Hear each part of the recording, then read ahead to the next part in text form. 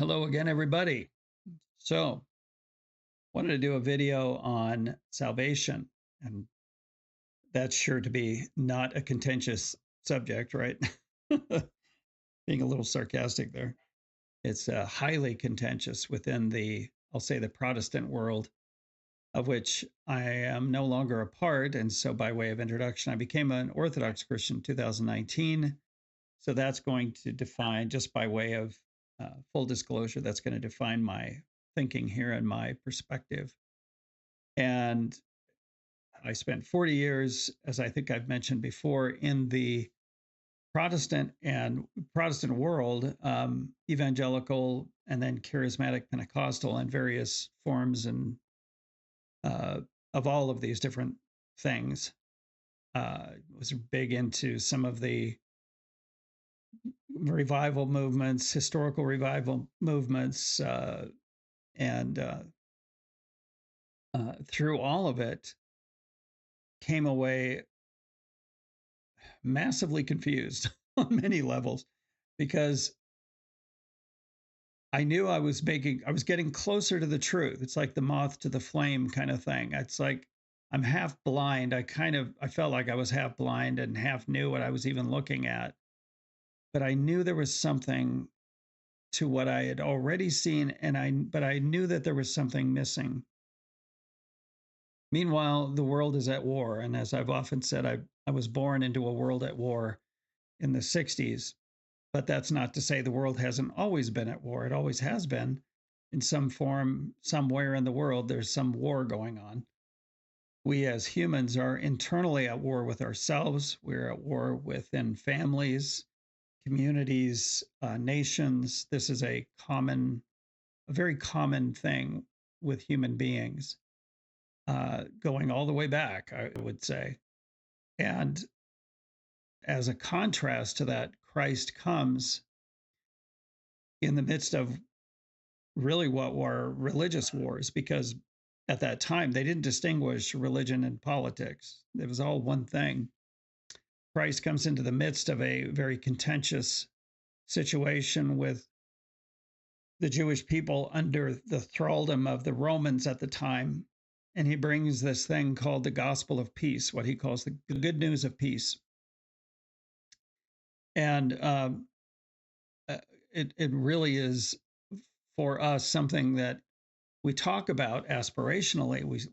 World peace, and all this, but we ourselves are not at peace. And so it's very difficult for us to escape ourselves. We can talk about it remotely and abstractly, but to actually be peaceful, be in peace, at peace, internally at peace, is a very tall order. And so part of our salvation, I think, is acquiring that spirit of peace. That at least is part of the goal. And unfortunately, it's not that easy to achieve in the world as it is now. And you see this with the Reformation. The fruit of the Reformation was the 30 Years' War, one of the fruits, which was incredibly destructive, wiped out huge segments of the population in Europe. And you might say, well, they missed the boat here. They didn't get this or that, or they didn't have the full story when it comes to peace, as did the Mennonites, for example. They will they're very peace-oriented people. Say, oh, well, they missed that because they were bound to the state or something. And good luck with okay. But I've known some very warlike peace people too, and that's always the paradox that everybody points out. It's like, yeah, you guys are talking about peace, but you're very warlike in the way you do it. And you could look at the Reformation itself. It's more of a revolution against the Catholic Church, thinking that they're going to either reform, or ultimately they replaced or tried to replace the Catholic Church with their own thing. And in that, they embody the same spirit that they're trying to escape. And so there's a common root there, as far as the religious war aspect of things in the Christian world. And I attribute it to medieval scholasticism. uh, shortly after the schism between East and West. And the schism between East and West also, you see this same thing. This kind of warlike spirit that began, maybe you could trace it back to Charlemagne, I don't know, back to the 800s, where there's this usurpation, there's this, we will dominate, I am the Holy Roman Emperor.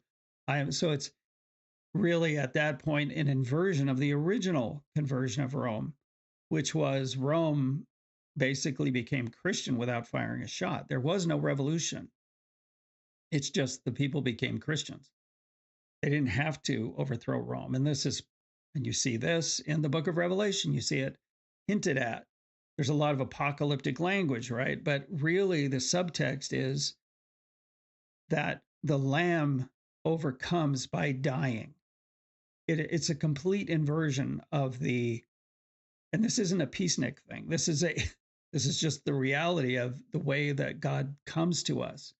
He comes to us, peace on earth, right? That's where it starts. That's just because that's what we need as human beings. We need internal peace, and we don't know what to do with that because we're so trauma based. And the Pharisees at the time when Christ came, they're operating out of a lot of trauma. They felt like they had lost so much, and they had to try to recover it. They had lost the Spirit of God. They'd lost the presence of God in their current in the Second Temple milieu. They had lost the Spirit of God was not returning. God Himself, the presence of God, was not returning to the Holy of Holies annually as was expected, and that created tremendous anxiety. And so, the Messiah, from their point of view, was supposed to, number one, end the exile, the exile that was not really an exile, end the occupation of Rome, and they were and the Messiah was supposed to bring the restoration of the Spirit of God, bring God back, do whatever it is that we need to do, get our Holocaust straightened out, our works protocol, whatever it is, whatever it takes. This is part of what Nicodemus is doing when he comes to Christ by night. It's like, please help us. We need to get this straightened out. And all Jesus says is, you must be born again. Completely again. He's flipping the script, as in the book of Revelation, as in all of it. It's not what you think. It's not. This is not going to happen the way you think it is. I have come to my temple. The problem is that light has come into the world, as he says there in John 3. Light has come into the world, and men prefer darkness, right? That's the bottom line. So he comes in a spirit of peace, but not everybody wants to be at peace. Not everybody wants that peace.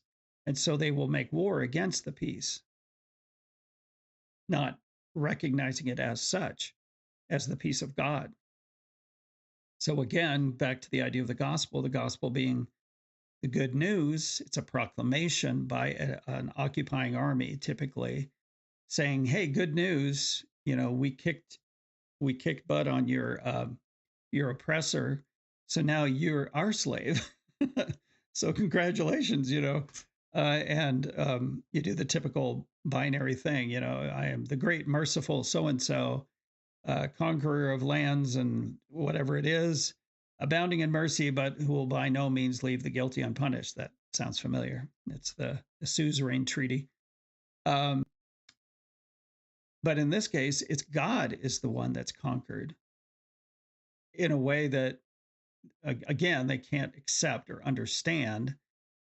And so now you really are truly free in your captivity to Christ, in your captivity to God. You now have been truly set free. So salvation is really about this freedom. It is about the freedom that comes in the context of peace, the peace that is completely alien to us as human beings. Saint Seraphim of Soroa says, "Acquire the spirit of peace, and thousands of souls around you will be saved." And he really kind of embodied that. He lived that. And there's a lot of accounts of that where people just being around him, it affected you because he lived this. He embodied this peace. that everybody's really seeking after, whether they know it or not. Uh, and so there was a video. Father Stephen Freeman was being interviewed by uh, Jonathan Pajot, who's an Orthodox influencer and sculptor and artist. And very, very interesting. There is this need we have. The premise of the video was that modernity is inherently violent. There's a violence to kind of a psychic violence, maybe you could say, and then actual violence as well. But there's this need to create a perfect world rather than simply inhabit God's world and be at peace with the world as it is. And because part of that involves we no longer live in abstractions, but we simply work on ourselves. We look at ourselves just very simply. We examine our own hearts, and we begin to, in that process, hopefully begin to acquire the spirit of peace and inner stillness, what we would call hesychasm in the Orthodox tradition. It seems like a very difficult thing to acquire, to us. It just seems insurmountable because we're so immersed in this world at war, this world that is constantly at war. So this is the situation in which we find ourselves. And another aspect of salvation, and the thing that really ultimately we're being brought to life in this process, Christ being our life, you might say, and that union with Christ bringing us into that. But there's this idea of seeing. The precursor to salvation is vision, and it's also the result of salvation, or the kind of the starting point. Baptism was always thought of as the beginning of our salvation experience. And it was referred to as one's illumination, that you are illuminated. The light of Christ comes to you as you are in union with him through baptism and through the Eucharist, through the receiving and giving of yourself in thanksgiving. But there's a kind of a dual union taking place. Christ consumes you in baptism, maybe you could say, and then we consume Christ, and you are what you eat. Sorry about the dogs. They're guarding the home here. Got to yell at those dog walkers out there. The dogs are clearly not at peace. That's for sure. They're just doing their job. But there's this idea of, in the midst of the baptism, or as a result of the baptism, you are being illuminated. There is this, we refer to the newly baptized as being illumined. They are seeing now, maybe you could say for the first time, as a result of having received the Spirit of Christ. Now you begin to see. And along those lines, I wanted to mention too, I guess you could say it's my namesake, the Apostle Paul. St. Paul had an experience of vision, you might say, that really didn't quite go the way he expected, because he took it upon himself to destroy the people of God, to destroy not the people of, well, they were the people of God, but from his perspective, they were not. He, as a good Pharisaical, zealous Jew, he was going to destroy Christians and kill Christians, and he went to Damascus for that purpose, to try to stamp out what was really kind of a sect within Judaism at the time, that being Christianity. And he thought he was doing God's work, and he thought he could see, and he thought he was a light to the Gentiles. And in the midst of all of this, that he was doing a good thing for God and all the rest. He was doing what he was supposed to do. And there's an interesting tradition too at the time, known as Merkava, I believe it is Merkava mysticism. Merkava just means chariot. And the idea would be that the Jewish practice would be that you would chant the Shema. The Hear, O Israel, the Lord our God, the Lord is one. And you would do this in a sort of the chanting way, and you would do this repetitively. And the idea would be to try to acquire a vision of the throne of God, that being the chariot, because you have this idea of the flying chariot, right? That God is enthroned upon a chariot type of thing, like what you see with the book of Ezekiel. Um, so this was kind of a thing, and that there would be this divine light, and God would illuminate and reveal himself to you. And then this would be tied in with the calling of the prophet very often. Uh, so you have this kind of in the background, right? This is the idea. So Jesus, as Paul is going to Damascus, right, and he would be probably praying the Shema as he's going. Um, Jesus appears to him enthroned, you might say, in a way. It's the same motif, and there's a kind of a prophetic calling that goes on. And he asks Paul, "Why are you persecuting me?" He's persecuting the church, but the church is connected in union with Christ. So effectively, he is persecuting Christ. He's persecuting the God of the universe, the very God that he pretends to serve, right? And so, in the midst of this, Paul is blinded. He's physically blinded. And in this blindness, paradoxically, he begins to see. And again, there's a sort of allusion to a kind of a prophetic calling on Paul's part. So ultimately, Paul is baptized.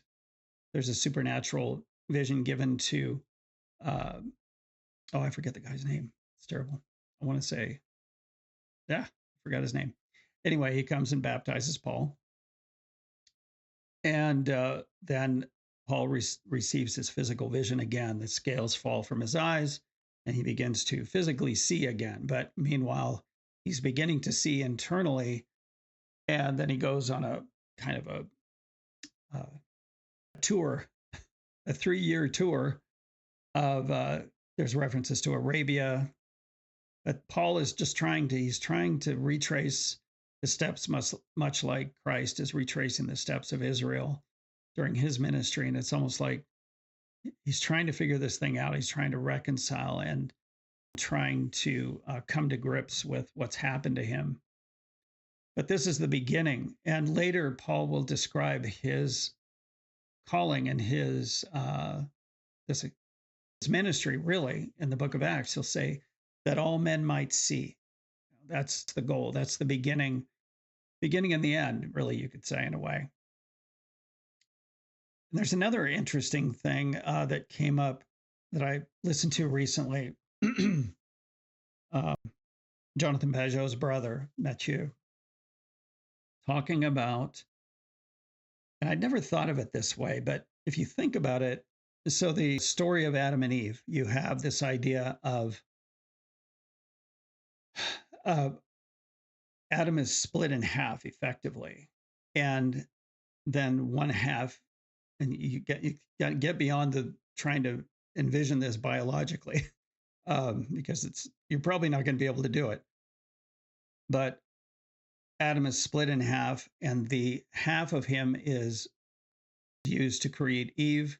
Eve is then brought to him, and there is this shocking, like, this is now bone of my bone, flesh of my flesh. And you can imagine he's just overwhelmed. And the woman becomes what's known as a helpmeet. And in the Hebrew, helpmeet, it's really poorly understood, but it literally means helper, like a helper or an ally who has almost like an adversarial role as well, but is also deeply intimate. So there's this, the idea is helper like one opposite. So there's this idea of a face-to-face, that there is an oppositional thing, but at the same time, a deep intimacy and a face-to-face. Face-to-face usually is a euphemism for intimacy in the scripture. And there's the idea of speaking. And anybody that's been married for any length of time, you know what I'm talking about.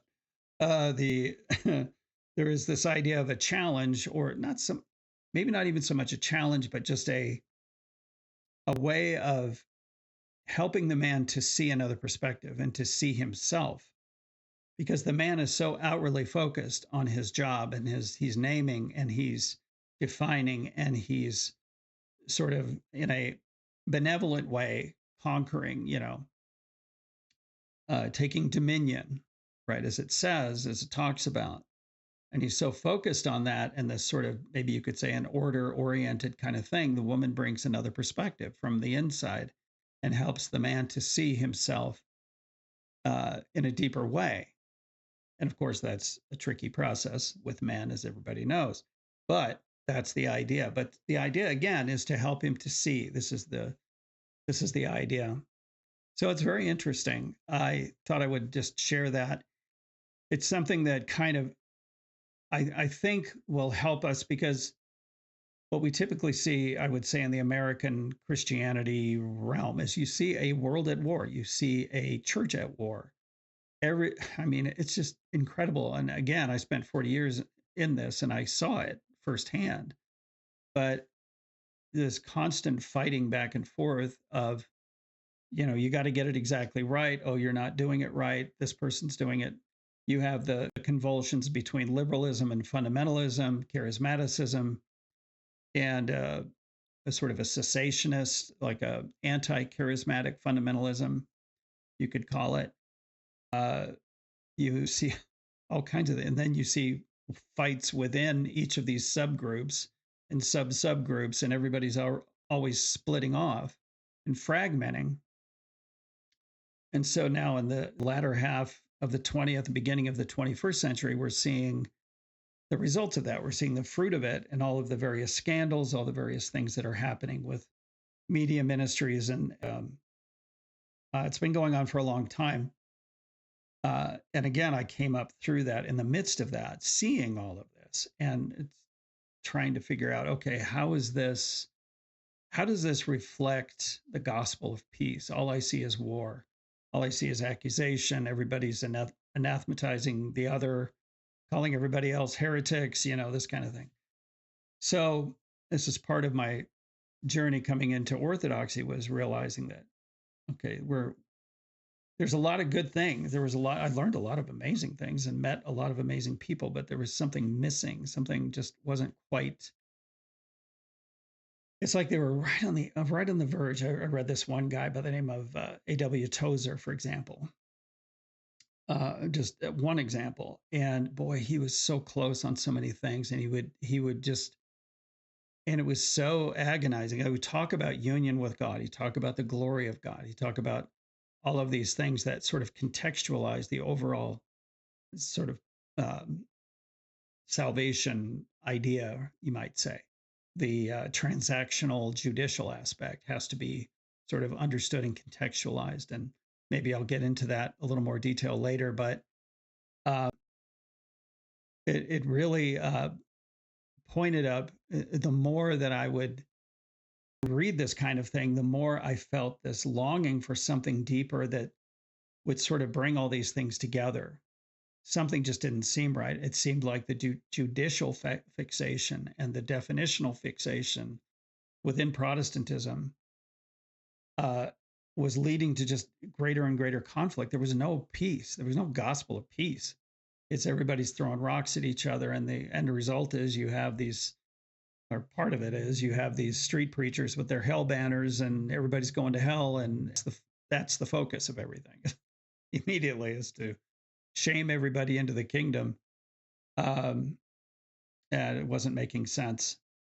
So anyway, that just food for thought, and I'll probably continue this and talk about this and things related here in coming videos. And if you have any comments or any ideas for future videos, I'd appreciate any input. And with that, I will bid you adieu.